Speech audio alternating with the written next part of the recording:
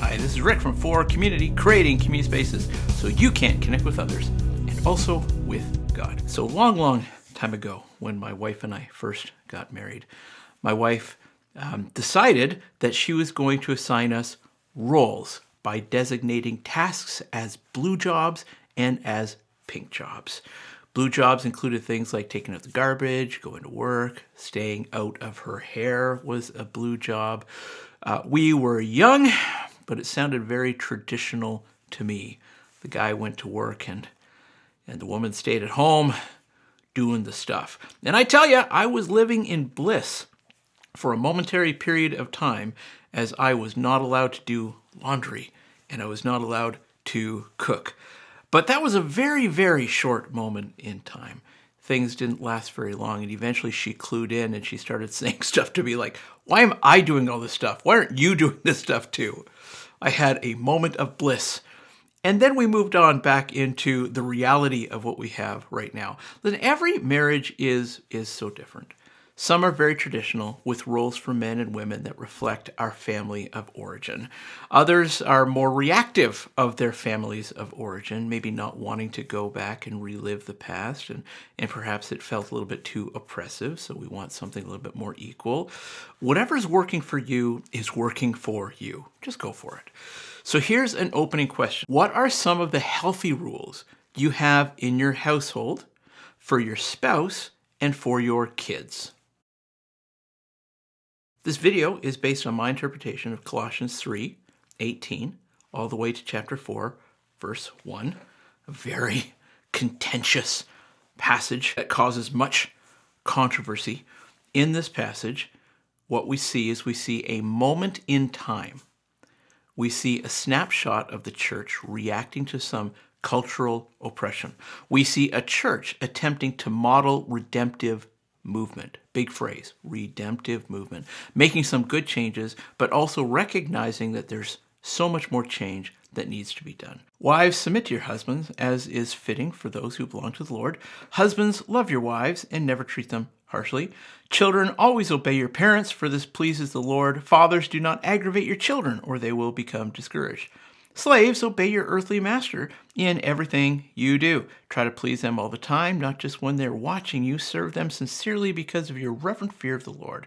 Work willingly at whatever you do, as though you were working for the Lord rather than for people. Remember that the Lord will give you an inheritance as your reward, and that the master you are serving is Christ. But if you do what's wrong, you will be paid back for the wrong you have done, for God has no favorites. Masters, be just and fair to your slaves. Remember that you also have a master in heaven.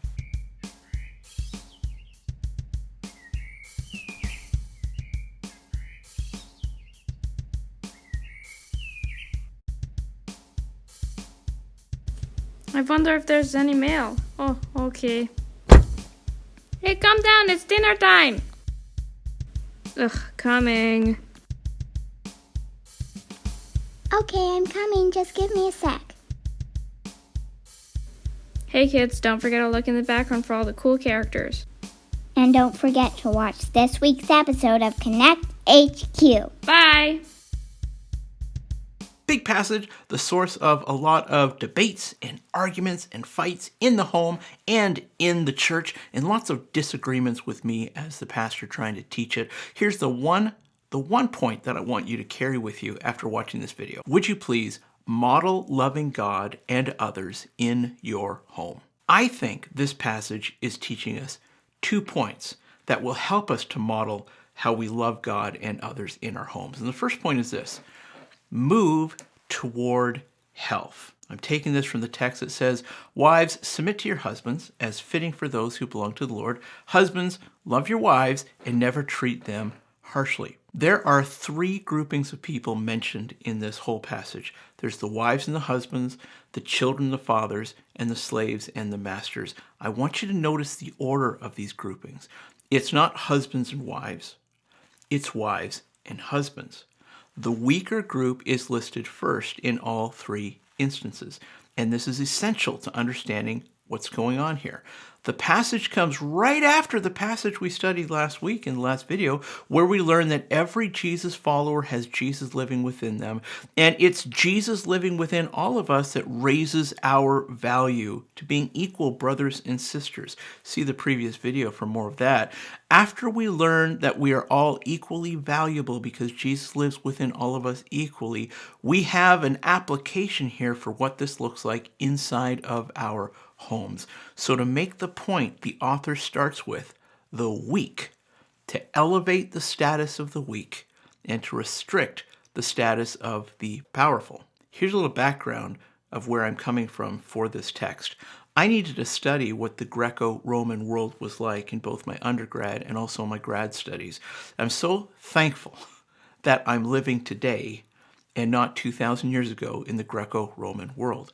Women and children were owned, their property. The workforce was slavery. Maybe even as high as 90% of the population were slaves of some kind. Men were the emperor in their homes with very little limitation of power over their property, which included wives and children and slaves. Not the ideal culture for anyone. Now today's very different. I tell my 2 teens that their bedtime should be 8 o'clock. And my 2 teens do not treat me like I'm their emperor. Actually, they kind of treat me like they're the emperors. They know that I don't have the power to behead them at this time. They know it's not 2,000 years ago. They have this expectation that they can continue to grow more and more independent, and we live in a culture that supports their journey towards independence. It's a very different culture that we live in. Totally not what we're seeing in this passage. We have come so far. So what are we seeing here in the passage? Women who were considered property are elevated as the first person recognized in this relationship, which is actually a slight toward the husband. It's already showing the husband that he is of less value than he should be considering himself. And men who are considered the emperor of their homes, they're now having their power limited. Is this all that was needed back then in a culture in order to have a perfectly healthy home that reflects true equality of every believer? Totally not. This passage does not represent what total health was for a family living back then. What we see here is something called redemptive movement. It's not all the work that needs to be done, but it's movement towards where we need to go. As a psychotherapist, I now see couples in therapy and families in therapy as well. Systems work is really, really hard to do. It's a lot of work and it takes a lot of time. When there's something wrong with the interaction within a couple, it can take about 10 weeks before the couple begins to recognize the negative pattern that they've got stuck in, and they begin to calm down and de-escalate themselves. And then it can still take a couple months after that, after they've calmed, for a couple to recognize each other's attachment needs. So they begin to serve each other and meet each other's needs in order for their own relationship needs to be met. It is a lot of work, and it takes a lot of baby steps in order to start moving into some health. So why did I just give you that illustration? Because I want you to know that it takes a lot of work to change a small system. It takes so much more work to change a big system. What we're seeing in this text is an attempt at changing a big system. There's so much work to be done. This is just a small part of that work. It's called redemptive movement. It's movement toward health, but it's not arriving at total health. In your family, if things are not going the way that you would like them to go, here's a tip. It's going to take a lot of healthy, tiny baby steps before your relationships are going to start looking healthy. If you want to fix your relationship, it happens one healthy baby step at a time while showing patience and grace to each other through the whole process of change. You can get healthy, but it's going to take more than one action. What we're seeing in this text here is a baby step towards something that looks much more healthy. This passage is just a baby step toward health. It's actually not health. Okay, now wow. Okay, so for some of you, I may have just dropped a bomb on you. This Bible passage is not health. It's movement towards health, but it's not health. Now, why am I saying that? Why can't we take this passage as literal and make wives submit to their husbands and then husbands commit to love? Isn't that enough? No, that's not near enough. It's actually right now regressive. It's wrong. It's moving backwards. This is so AD 60. Here's the second point that I want to make that shows us that we need to, in our families, come toward inequality, loving God and loving each other in our home. Resist moving backward. The text says, slaves, obey your earthly masters in everything you do. I recently had a conversation with my youngest daughter about her blankie. Blankie is awesome. When she has a blankie around, it soothes her. She particularly likes it at nighttime because she gets a chance to hold it and smell it, and it soothes her and it lets her go to sleep. And she disclosed to me that because of blankie, she no longer has to suck her thumb, and that is awesome for her. I, of course, don't like to hear this because I want my kids to stay young. So I kid you not, this is what I told my little daughter. I said, sweetie, it's okay for you to suck your thumb again. I think it's a really good idea. Why don't we try to take blankie away so that you can go back to sucking your thumb? She had a very strong reaction to that idea. She comes up with some very intelligent arguments when she and I debate like this. She's like, she doesn't want her thumb to look weird. She doesn't want her teeth shape to change. She's not a baby anymore.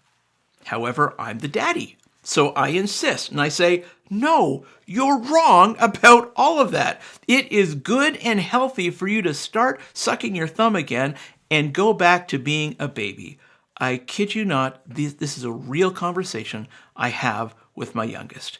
Her debating skills are totally rocking it, and she owns me with every single debate, and she refuses to go back to thumb sucking. Okay, so in this particular passage, here's why I'm leading with this illustration. We see the mention of slaves. When we say that this passage is what we need to guide us in how we structure our homes, okay, when we use a passage like this to say that it's God's will for men to be the head of the home, we're also saying that we want to go back to slavery. We're saying that we want to go back to the time when women and children are property. We're saying that we want men to be the emperor of their home with total autonomy and authority and power to do anything they want to, including beheading families. I mean, some guys may love that idea, but it's a horrible idea. It's a horrible way to interpret this text. It is so regressive to consider going back to this. This passage exists in a moment of time where the church was modeling redemptive movement. They were attempting to make a shift in the culture to demonstrate the value that's underneath this change. And the value that's underneath this change is the commandment that Jesus gives us to love God and to love others. We love God and others as equally sinful and in need of Him, and also equally filled with Jesus, sharing value as equal children of God. Wow, there was a lot of equals in that sentence I just said. In other words, today, this passage is regressive, totally regressive. Today, if we were to take this passage literally, it would be moving backward toward a time when it was impossible to love God and others as equal children, where there are no slaves or free or Jew or Greek or men or women. This passage today is totally regressive were we to take it literally. If we were to miss where it's placed in the context of this letter, and also where it's placed in the context of the culture it was written into. All right, so what about you? If your relationship needs some work, and you're trying to gain health in your family, this is not the text to start with. The principle this passage is based on, though, is an awesome place to start. The modeling of redemptive movement is also an awesome example to draw on. But the literal occasion of a moment in time taken out of context isn't safe for you. You don't want your marriage or your family to look like something from the Greco-Roman world. You don't want to model your family after 2,000-year-old data in a culture that the church was fighting to change. Now, there may be a lot of health in the history of your relationship with your spouse and your family. And that's awesome. It is a great source of inspiration to draw on, but you don't want to move backwards as a couple or as a family. You want to move forward. You are different people today. Your family is different people today, and you want to capture who you are today. So if you're having trouble in your marriage and your family now, you look back for inspiration to know that we were great once, and then you say we can be great again. But you don't try to copy what you did before. You now try to figure out what is our new normal. How do we move ahead together? Here's a summary of what I'm trying to say in this video. This passage models something called redemptive movement. Whenever our culture empowers some over others and oppresses some over others, we have an opportunity to use our influence to create cultural change. We can model what health looks like. We limit our own power and we empower those with power. We do that in our relationships at home and wherever else we have influence. At the end of the day, we are working to create systems. I mean systems in our workplace, in our family, among our friends, systems, wherever we have a voice, where equal people are loving God and loving each other. That's it from me to you for now. Would you please like? Would you please share? Would you please subscribe? Also, would you please ask for the link? This is what we're talking about this coming Sunday, either at 10:30 or at 6 o'clock. And if you wanted to join the conversation, it is open mic. This is where I do the teaching. We do the discussion time when we gather on Zoom. And if those two times don't work for you and you've got a group of friends that would like to connect, hey, I'll make another meeting time just for you. For community, creating community spaces so you can connect with others and also with God. See you next time.